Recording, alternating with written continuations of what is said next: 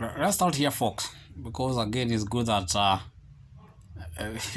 we understand these things, how they have been happening. 2013, there was Uhuru Kenyatta and William Ruto. By then, it was TNA and URP, and they campaigned together. Uhuru as a presidential candidate and William Ruto as his running mate, and they went ahead and won the election. But again, on the other hand, we had Raila Odinga and his team. They lost. They went to Supreme Court and challenged the outcome of the election. And the Supreme Court gave its ruling that the duo were validly elected, and they went ahead and formed the government. Fast forward 2017, the same duo happen again, that now this time is Uhuru Kenyatta and Raila Odinga, the presidential candidates, with Deputy President William Ruto as the running mate for Uhuru Kenyatta. And again, Raila had his team, Davadi, Kalonzo, and those people. But again, there were challenges with the election. Uhuru Kenyatta, William Ruto won. Raila Odinga, as usual, headed to the Supreme Court to petition the outcome of the election. This time around, the Supreme Court, in its judgment and in its own wisdom, concluded and gave a ruling that there were illegalities in that election. Consequently, Uhuru Kenyatta and William Ruto had to go back to a runoff, a re-election, that is. Otherwise, we would recall a second presidential election campaign. This time, Raila Odinga was not happy or was not ready to go to that election with IEBC as currently composed, and he boycotted, meaning that Uhuru and Ruto had an easy run to become elected, and subsequently they were elected back to office.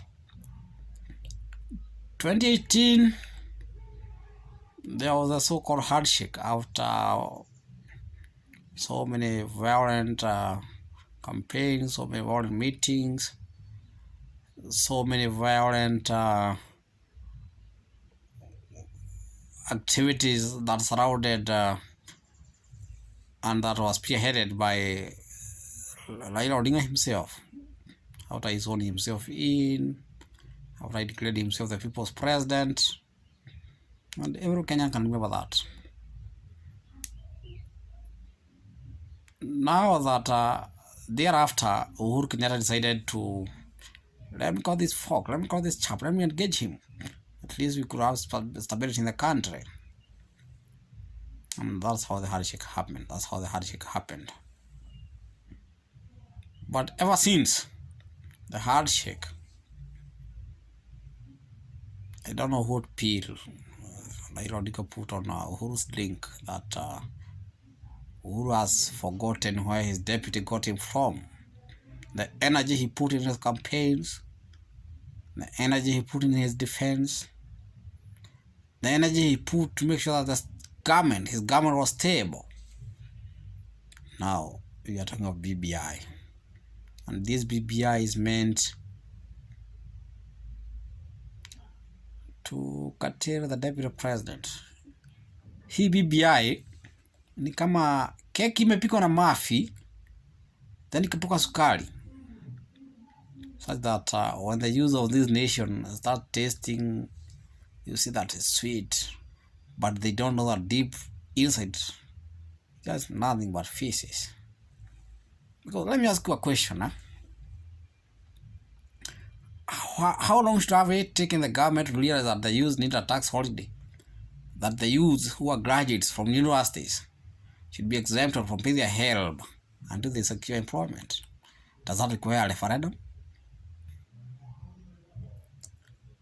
the Constitution of Kenya 2010 guarantees that counties will get a minimum of 15%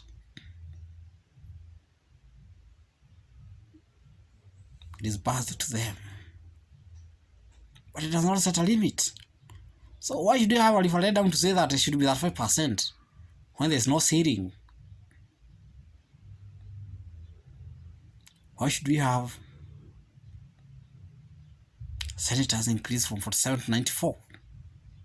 Take care of the gender issue, where the same government has failed to implement the same as enshrined in the Constitution 2010 Kenya.